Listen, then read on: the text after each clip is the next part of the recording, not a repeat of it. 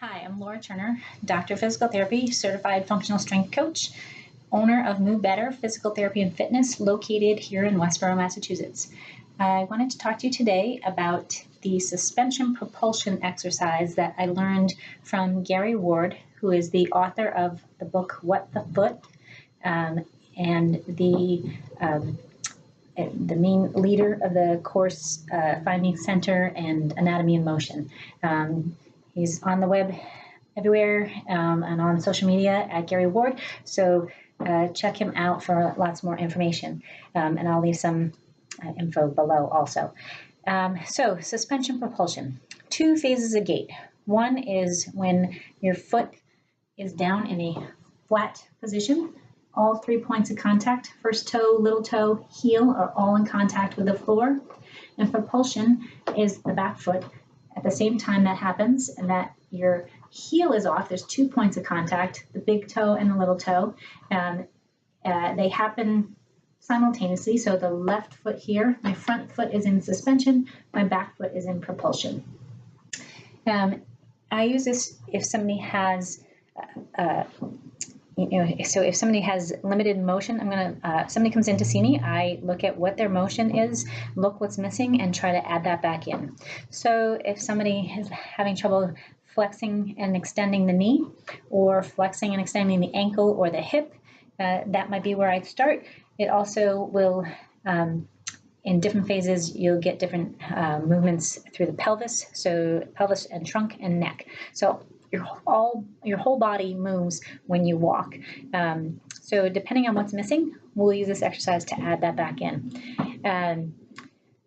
It's helpful if somebody has trouble going up and down stairs, if somebody can't run, or even just basic walking, getting up and down from the floor. You can break the motion down to help create better 3-dimensional movement through each joint and allow them to create better motion and walking. So let's get to the exercise. Suspension first. We're going to be looking at the front leg, and hopefully you can see my foot. We always start feet parallel, step forward with one leg.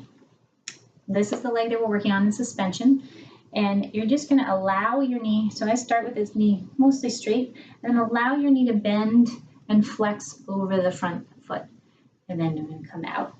We're looking to generate a little bit of a stretch feeling, or potentially some work. So in this position, your knee is going to flex, your hip is going to flex. So in doing that, you'll get a little stretch through the quad, a little stretch through the hip. You'll also get some which is eccentric lengthening, so you're going to feel some work in both those. You may, as your knee is flexing, it also flexes at the hamstring or the back of the knee, you'll feel some work. Your foot and your calf are dorsiflexing, and your foot is going to pronate. So we want to allow our trunk to shift over. For the purpose of this, we are just considering the knee, the hip, and the foot, but I will cue different aspects up and down the chain as well. Have the person go in and out, or you go in and out of this exercise. You want to do these barefoot. Allow your foot to move. It's normal if the knee drifts a little bit in, so long as it's not caving in. If it's caving in, we might block that and just encourage it to remain over the second toe. I don't cue people to drive it out either, because in this phase of gait, when your knee flexes, your knee does not go out.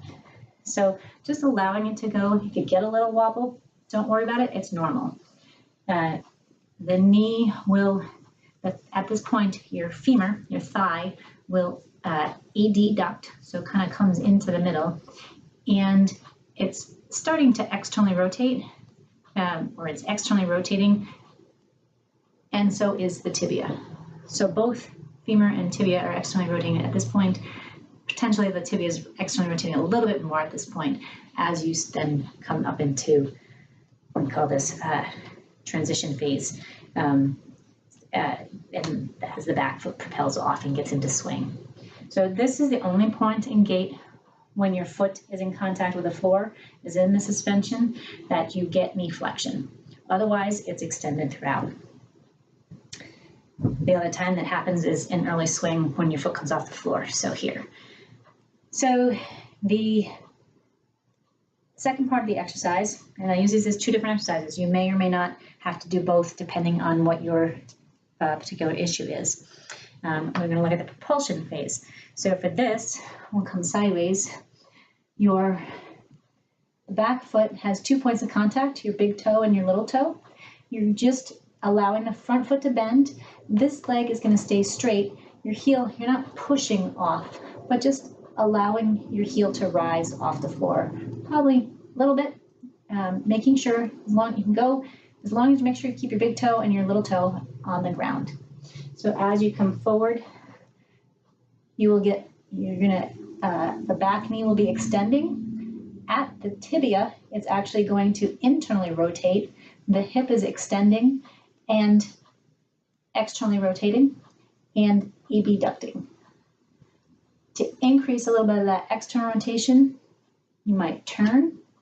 So a little shift, going nice and slow and easy to go into the point where you feel a stretch.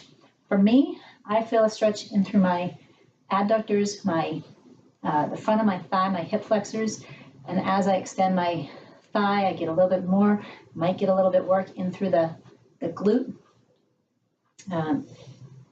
So by doing that stretch on your back leg, you are getting some hip flexor work, some adductor work, which will allow your knee to actually flex. So if you're having trouble and you don't want to crank on your knee because that just is fun and it's not nice to your joints.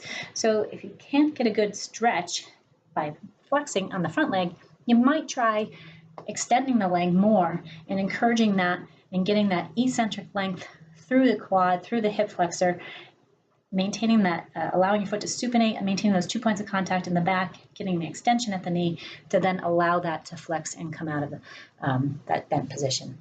Sometimes it's a matter of playing around with how things feel and what makes you move better afterwards. Just a little change can make big leaps and bounds throughout your whole body. So I hope that's helpful. And if you have any questions, leave me a message, send me an email, check out the website, and definitely check out the work by Gary. It's pretty awesome stuff. And I'll leave some of that info down below also. Have a great day. Take care.